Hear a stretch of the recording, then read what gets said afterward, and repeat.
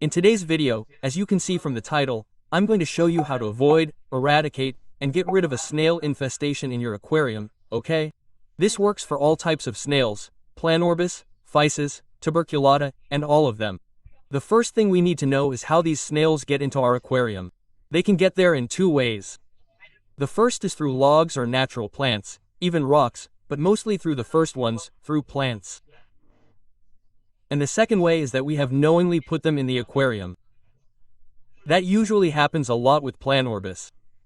Planorbis have very pretty colors. They come in pink, red, orange, blue, brown. In short, they catch our attention. We put a few in the aquarium and from there they reproduce too much and start causing this so-called infestation. But the reality is different. No snail, regardless of the species, forms a plague on its own. It will always be our fault. And I'll explain why.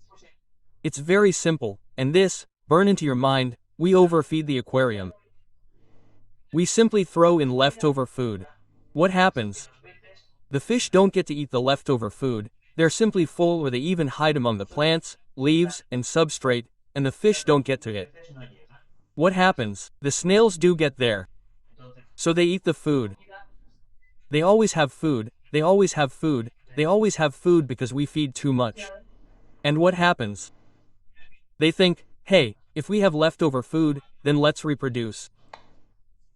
And so on until we finally see a number of snails and think, oh, there's a plague. No, there's no plague. We've caused it to happen ourselves or we've unconsciously caused it to happen.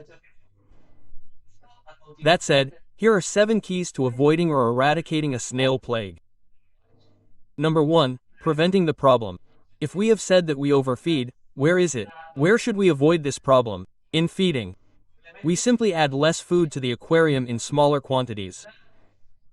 An example, for example, would be feeding the aquarium so that in 1 or 2 minutes the fish have eaten it all. If there is any leftover food, we are overdoing it. That will be a somewhat generic, basic rule and the one I personally use. Then it also depends on the type of food we use, it may not be correct. If we see that the food sinks, it goes straight to the substrate, the filter starts to spread it everywhere, perhaps that food is not suitable for our type of fish. Since that food is spreading all over the substrate, all over the aquarium, hiding in all kinds of corners, the Planorbis, the snails in general, are going to take advantage of that food. Therefore, 1. Do not feed too much. And 2. Watch what type of food we are giving our fish. Snails, as I have said, come with plants, with logs or with rocks. For example, before introducing new plants, you have to disinfect them a little. How do you do that? Using the usual faucet, we carefully pick up the plant because some plants are very delicate. We put them under the faucet and rub the leaves a little. We check, look leaf by leaf, to make sure there's no deposits, no snails. Snails are perhaps easier to see, but the deposits are not so much. So, we check all the leaves, make sure there is nothing, even run our fingers a little over them under the faucet and that would be enough. Even so, some people give them a little bath with a little bleach. I personally do not recommend it, I do not do it. I think the plant can suffer if we do not measure the dose very well. So from this point on, I do not recommend it. Simply under the faucet, rub a little with the flame of your fingers, visually look at the leaves from a distance, everything we can and that would be enough. Number 3, it's very simple. Just put some type of bait, wait for the snails to come up and remove them. For example, a lettuce leaf works very well for Planorbis. We put a small lettuce leaf, it doesn't have to be very big, that's enough. We leave it. People recommend it all night, but I don't recommend it because in the end they have all night to eat and reproduce. The best thing to do is to do it during the day, so you can see it. You put the leaf, wait for them to come up, remove the leaf, take out the Planorbis, take out the snails, put it back and so on for as long as it takes or as many days as it takes to remove the snails that you think are convenient. Simple, right? 4th option, remove them manually. For example, if they are on the front window, the sides that are accessible, simply put your hand in and take them out.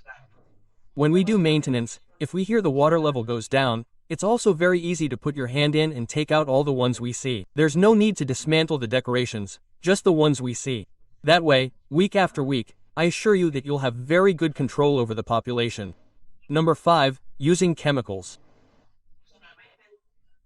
I personally never recommend doing it this way, because using chemicals will kill the snails, of course, but you'll end up with a problem that I think is even more serious, and that is that those snails will be dead all over the aquarium, hidden among the rocks, among the decorations, among the plants, and, as they're going to start to decompose, the nitrates and nitrites will increase, and it could, ruin the aquarium.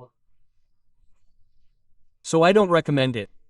Even so, you should know that there are, let's call them, medications that kill snails. Number 6, you can use commercial traps. Many brands, especially Sarah and JBL, I think, have traps. They're small, they're not very big, it's simply the same, you put some bait, okay? A piece of lettuce, even fish food, anything. Bait is placed directly on the substrate, it has a weight on it, I think, and the snails go in but can't get out, so this is a good method if, for example, we want to leave it overnight and take it out the next day. We repeat the process as many days as we think are necessary and eventually the snail infestation will disappear. These types of traps usually cost €7 and up, depending on the offers we can find. And finally, number 7, use natural predators. Snails are a living being and therefore there will always be someone above them in the food chain. In this case we have two options. We have fish such as bodia fish or even puffer fish. And then we also have a snail called the assassin snail or also called the Elena snail. And it's basically a snail that eats other snails. Of course, it won't be able to eat them all. If they're bigger than it, it won't eat it. And if, for example, there are snails that have a kind of lid, so that you understand me, that has a name, but a kind of lid, that snail is not going to eat it either because it protects itself. Even so, these snails are not going to work miracles either because they eat. Maybe they eat a planorbis snail, they lie down in the substrate, digest it and until they are hungry again they do not come out again, so it can be a slow process. The problem with introducing living beings to eliminate others, such as snails, is that once they have run out of snails to feed, we can have a problem for these same fish or the Elena snails, okay? So, I never recommend it.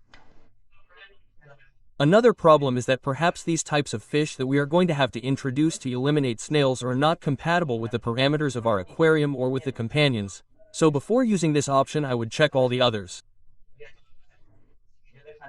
So I would leave liquid and live animals as a last option.